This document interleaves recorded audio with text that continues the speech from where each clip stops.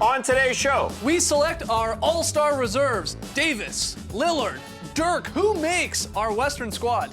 in the East, there are some familiar faces amongst our picks, but some new ones too. And in Crossfire, we debate whether the Hawks should trade Jeff Teague. It's Wednesday, January 27th. The starter starts now.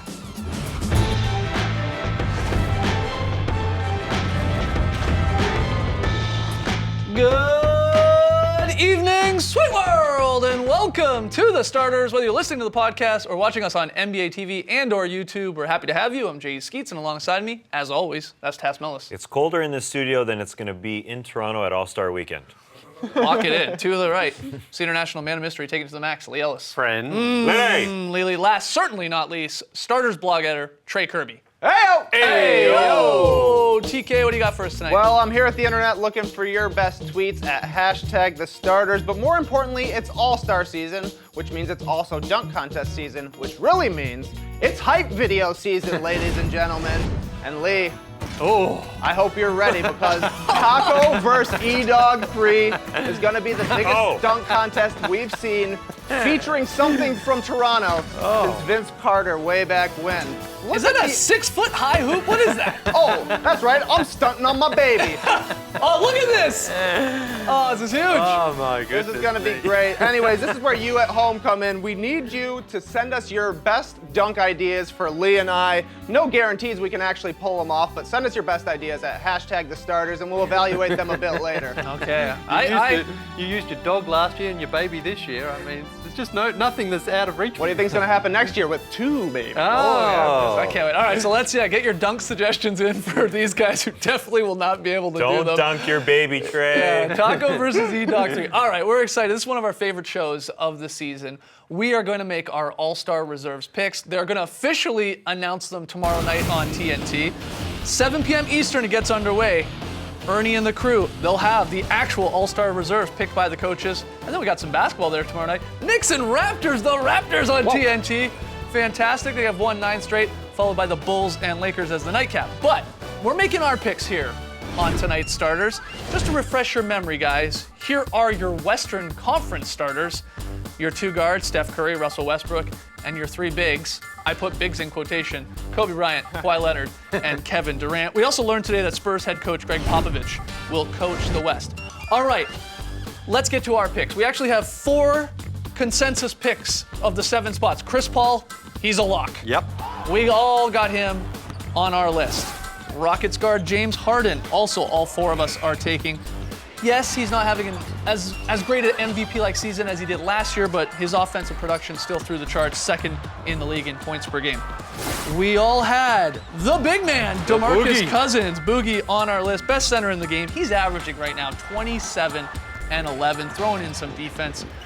He's going to Toronto, in the opinion of the starters. And our final consensus pick, it is Draymond Green, the triple-double machine. Rebounds, plays D, can hit the 3. He's 7th in the league in assists per game, which is unbelievable for a guy at his position. So, who do we disagree on? Well, here's our entire teams, complete with our funny-looking mugshots there.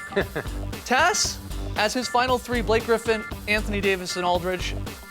I, as well as Lee, have Damian Lillard. I'll go also Aldridge. Lee says Nowitzki. Trey agrees with Nowitzki. And Trey says Davis. I know that sounds confusing. So many names. But let's break it down. I guess we have to start with Tass, because I think the Griffin there highlighted is the most interesting one. Despite playing only 30 games, now all the injury news, you're still putting Blake Griffin on your All-Star team. Why? I'm taking the 12 best players to All-Star Weekend. And I think you can argue whether or not he's one of the 12 best players in the league. It doesn't matter to me that he's played 30 games. He is one of the best players in the league, and that's it. What he's doing in terms of numbers, 23, 9, and 5 assists, hasn't been done in years since LeBron in 12-13. He's just a special player.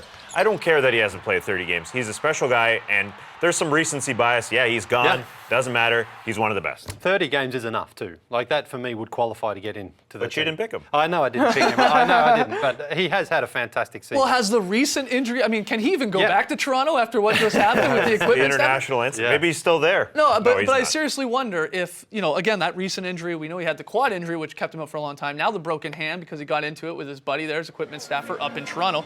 Will that cost him a bid tomorrow night from the coaches? Or will it have to do a little bit also with not playing as many Not games as some playing, people like? and the conference that he plays in, it's extremely tough. He's going to be, I think, on the sort of the bubble. And everybody else that, you guys picked have played in a higher amount of games. Yeah. There isn't a guy that is in a similar situation to Blake. So, yeah, he's going to get docked for that. But last year, people put in KD when he hadn't played in half his team's games. Right. I mean, Blake has played in 2/3 of his team's games, and it's just unfortunate when the timing has come. If this came at the beginning of the season and he's putting up those numbers, I think he'd probably be in, but he probably won't get there. A little amazed, actually, that you don't have Klay Thompson, the three of us, Trey, Yeah, it was myself, tough. and Lee. Klay Thompson is a lock to you, right? Oh, for sure. I mean, he did start off slowly compared to last season, but he has really picked it up since that first couple of weeks of the season. And, I mean, the Golden State Warriors have been such a good team, and he's been a huge part of that. He's still averaging 20 points, got great percentages, and he's just such an important part of what they do. Sometimes I think you maybe mark a guy based on what he did last season versus this season, but I still think he's having an incredible year and fully deserved. Yeah, like you mentioned, Lee, if you throw out those first 10 games of the season, Klay's averaging 22 on 46% shooting, 40% from three a game. He's been one of the better guards in the league. I don't mind if you take Damian Lillard because you think he's the #1 guy on his team, but I just think that Klay Thompson makes a bigger impact on the league in general because he's playing on such a good team. I agree with you guys on that. All right, and we want to hear from everyone, by the way. Jump on Twitter, hashtag the starters with your picks, especially when you get into those wild card spots. I'm interested to figure out how you made your decisions when we got to those sort of final big spots, because we were all over the board. You know, Trey had Davis and Dirk. Tass, you had Davis and Aldridge. I mean, I sort of already pointed it out. We had Lillard in the mix there as one of the wild card spots. How did you decide with the guys you ultimately went with, Tass, especially, I guess, in terms of Anthony Davis? Just no-brainer? You got to go with the best players. This is for the fans, and Anthony Davis is one of the best players in the game. But And he's it on a was tough. team. He's on a team that is 12 games below 500. I was in New Orleans 10 days ago, and I watched that roster around him, and half that roster is going to be gone very soon. That's just the way it goes in New Orleans. They've had a terrible, terrible year, but it's a terrible, terrible team around Anthony Davis. I'm not going to dock him points because his teammates aren't up to par in the roster that's been built around him. He started off slow as well, not as slow as Klay did, excuse me, but he's just one of the best. I think you just got to keep it simple here. The numbers are great. He's been great. The West, there are a lot of good teams, but Anthony Davis's team is just bad. Yeah. I mean, it's just very bad around him. He was the toughest omission for me, and I chose Dirk over him simply because the Mavs have been fantastic this year, and Dirk has really been resurgent. I think a lot of us expected the Mavs to drop off a lot from last season, and it's not always about stats. I mean, if you go purely on stats, then Davis absolutely deserves to be there over Dirk, but Dirk has been fantastic, keeping the Mavs in it, and I just think at this stage of his career, to see what he's doing and the impact it has on his team, I think he's deserving of it. He's shooting 44% from the field, 39 from three, and 90 from the line. The only other guy in the league who's getting the same sort of minutes as Dirk that's doing that is Steph Curry. So I think stats-wise, he's there because when he has the ball, he is money, and I think that matters. And it's a bit of a sentimental pick. It'll be fun to have. I also say, I mean, I know you have Aldridge as well. I think you have to have a second spur. I know we got Kawhi Leonard going. He gets voted in by the fans. LaMarcus Aldridge, you got to have a second spur at least. Yeah. I don't think you can really, truly make a case for Tony Parker. I go to Aldridge just because of what he can give you defensively. I mean, he's up there in defensive rating. Yeah, the in Spurs the league. hurt each other. That's the problem there A little when bit. it comes They to really all-star do. selection, because Parker has been great, but his numbers don't stand out like someone like Lillard. But everyone makes such a big stink last year when the Yeah, Hawks no. had such Yeah. a great record, and Yeah. they got to have 3. No, they got to have 4 representatives. I mean, the Spurs should have at least have 2, Hey, if being a they're dominant team. if they're in the East, they'd probably have 8. Yeah, I mean, that's probably true. Patty Mills will be maybe making the All-Star. You're absolutely right. All right, agree, disagree. Again, jump on Twitter. Your West picks for the All-Star game. We got to take a break. Well, we got lots to get to here. Well, of course, catch our breath and break down the East Conference All-Star picks when we return. You're watching the Starters.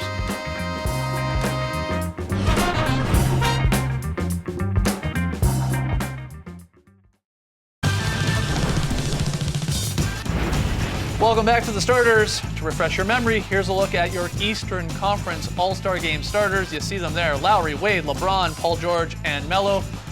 Now it's time for our Eastern Conference reserve picks. We actually agree on 6 of the 7 spots. So here are the starters' consensus picks to make the game in the East. Bulls guard Jimmy Butler. That's easy. Those are nice jerseys. You know, the real offensive weapon now for the Bulls, and he brings it defensively. Joining him, another shooting guard, Raps guard DeMar DeRozan. He has been on fire as of late. I mean, he's got great timing when it comes to this. Yeah. 4th in the league in minutes per game, 9th in scoring. averaging 23 per game. He might get paid. Yeah, I think so. At the center position, one of the big positions, Piston center Andre Drummond leads the league in rebounding. His numbers are unreal, 17 and 15. Crazy. Double-double machine, leading the league with 37. Joining him, according to us, Hawks forward Paul Millsap leads the Hawks in both scoring and rebounding. He does it at the defensive end. He's become a bit of an all-star staple over the last couple years, and we think he's good enough to go again. 2 more picks, consensus picks according to us. Heat forward, Chris Bosh. We have him going to his 11th consecutive All-Star game. I had to double check that. Yeah. It sort of blew my mind. Crazy. But the numbers are there, as always, with Chris and unheralded on the defensive end. And our final consensus pick is John Wall. He has carried the injury-riddled Wizards this season. He's second in the league in assists, tied for 4th in steals. He's scoring a career high of nearly 20 at 19.6. Let's give him a 20 and 10. Let's round up. Give him a 20 and 10. Yeah. So here are the starters East reserves. Officially, we find out tomorrow night. We only disagree on that final pick, that final wildcard spot. The 3 of you guys go with Celtics guard Isaiah Thomas, and I am the lone Hornet fan here going with Kemba Walker. I think this is a very difficult decision, though. I think you could even throw Reggie Jackson into the mix here. Why do you ultimately go with IT? The numbers are really, really close. They're close. It's not about the numbers whatsoever. I'm going with Isaiah Thomas. Their team is a touch better, and it's just for aesthetics. He's going to be the smallest player in NBA All-Star Game history at 5'9". Calvin Murphy, once upon a time, was listed at 5'9". Isaiah's shorter. He has to be shorter. And I just would like a little guy out there. I think young fans would like to look at him and think of themselves in his place. Why not? Because the numbers are basically exactly the same. His true shooting percentage, if you want to get technical, the real number that actually attributes free throws taken, puts him above the other guys in terms of efficiency. And his team's a little bit better. I'm going with him. Kemba's been playing well lately, but I think the start of the season maybe hurt him a little bit as well because the Hornets were a bit up and down. You didn't know what you were expecting, but he has been good lately. He's been better than good lately. He's been carrying the Yeah. Hornets as of late. He has. Over the last week or so, week and a half, he's keeping them. Yes, they don't have the record of the Celtics, but he's keeping the Hornets in the playoff picture. Yeah. Shouldering, a majority of their offense. He really is. And they've been down multiple players. Al Jefferson, MKG, of course, Nick Batum.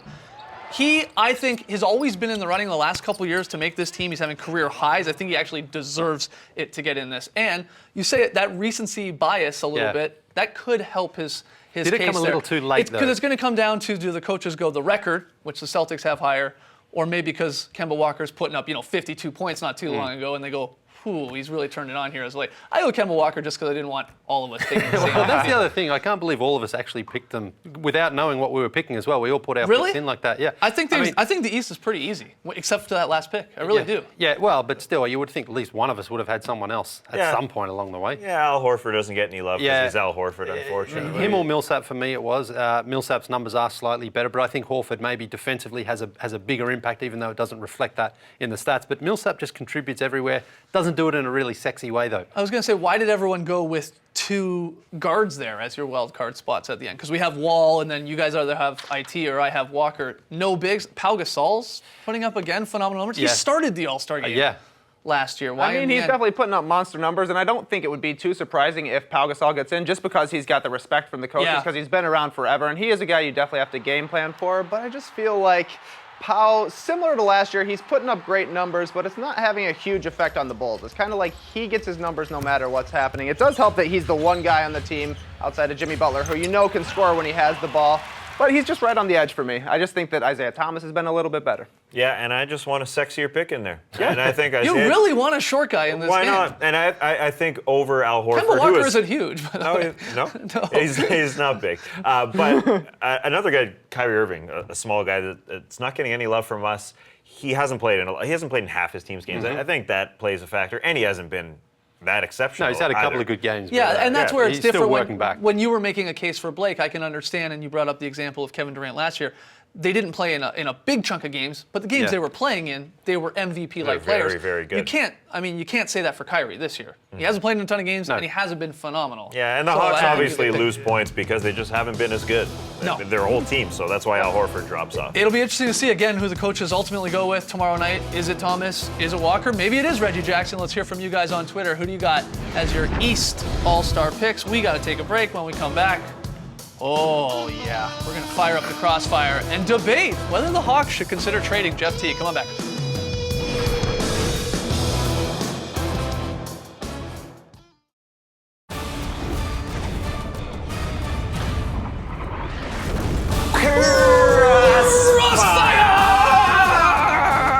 Welcome to Crossfire. This is how it works. Trey will give Skeets and me 3 topics. We will debate each one, and you at home will declare the winner on Twitter. Trey, let's tell them how it works. Yeah, if you're following along at home on Twitter and you think Tass is winning, tweet hashtag TassWins. If you think Skeets is winning, hashtag SkeetsWins. Every vote Wait, counts, so hashtag. tweet early, tweet often. And here we go, round 1. Rumors abound that the Hawks are shopping their top 2 point guards in Jeff Teague and Dennis Schroeder, and that they're focusing more on moving Teague right now. So tell me, should the Hawks trade Jeff Teague? Here we go. No. Do you want to get worse? Because that's what you're going to do. You have a lot of faith in Dennis Schroeder if you're going to trade Jeff Teague. Fact is, they're built to win now. You want to get worse when you have Paul To Millsap? win what? Paul Millsap and Al Horford are 30. You can't take a step back, and that's exactly what you'd be doing. Do you want to be closer to winning? You keep Jeff Teague. He's on a great contract until the end of next year. They have all their picks. I don't see what they're getting from Jeff Teague to make them better. But I think that is the mentality. The idea is they may not be winning anything with this squad. They're not going to get past the Cavs or win a championship, so maybe they do want to sort of blow it up if they think they're going to lose Horford. Maybe move Teague. If you think your 22-year-old Dennis Schroeder is the point guard of your future, then why not? The numbers show the Hawks are actually better with Schroeder out there and not Teague this year. I know 'cause he Teague's plays been against banged up. backups. Teague has been banged up, but I think there are teams that could be interested that need a point guard, be it the Jazz or the Knicks or maybe even the Mavs. You could get something for Teague right now with that very workable contract. And you could get worse. That's if what they you could think- get. If they think their point guard is Schroeder, then why not? Then why not? All right, moving on to round 2. And according to DeMarcus Cousins, fan voting for 3 front court players and not specifically a center is disrespectful to big men and not really fair, as he recently told Disrespectful to Yahoo big men? Sports. Do you agree with DeMarcus? Is All-Star voting disrespectful to big men? Here we go. Why are you asking us? You're the big man. Oh, yeah, it is. Yeah, it is. It is. You're right. I agree with What? DeMarcus Cousins here. Why is he? Why? Because they took it off the ballot. You can't even vote for centers. So he's got a point there, There doesn't are he? other big players in the league No, that look- have been look at- voted for. No, here's What is that? here's his point. The front court in the West right now is Kobe, who's actually a shooting guard, really, and then 2 small forwards in Durant and Kawhi. The game is suddenly He's just complaining because he Correct. didn't get votes. perimeter oriented. No one cares about post play, and that's what Cousins saying. He's a It doesn't beast down there. exist. It doesn't exist Have in you the league. watched DeMarcus Cousins post Yeah, play exist? he's And the he can hit one man. three. Yeah. So what? Come on. What is It he is talking? Did disres- he expect to get more votes than Kobe? He's Kobe. Did he expect to get more votes than KD? He's KD. He expected to Did get more votes than Kawhi? Zaza. Kawhi's team has I'll tell had you that. more wins than DeMarcus Cousins has played in games. He's mad because Zaza has had more votes than him. He's mad because Draymond Green, he's a big. Hey, DeMarcus.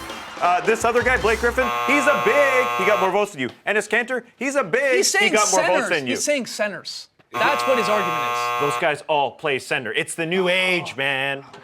Final round. He's a big. Kevin Durant calls Kristaps Porzingis a unicorn because of his rare combination of size and skills. Now, KD might be right, but who is the real NBA unicorn? We Here know go. who it is. We know who it is. Who? It's Stephen Curry.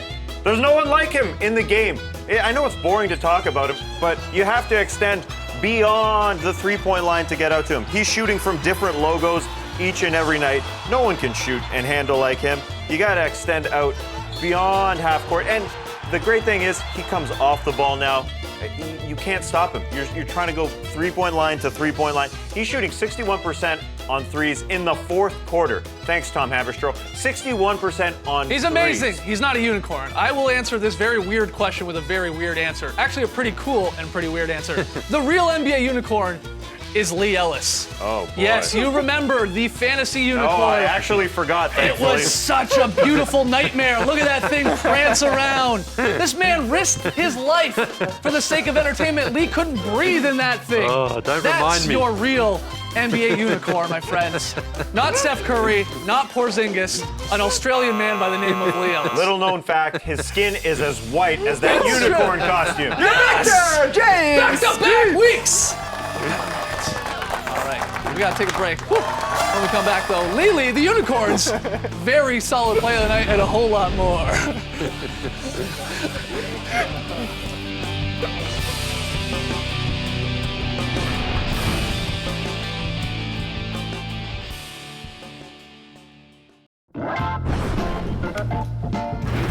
Back with the starters, a look at tonight's pick'em play. The game is the Hornets and Jazz. We're all taking the Jazz. Trey actually dropped the game last night, so for once I'm not in last place by myself. So that's exciting.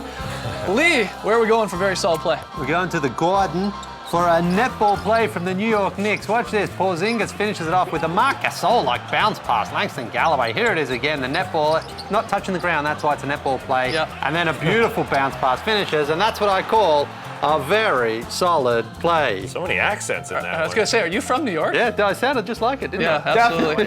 We asked you earlier in the show to hit us up on Twitter what dunks Trey and Lee should try to do in their third dunk contest this All-Star weekend. Trey, you got a few responses.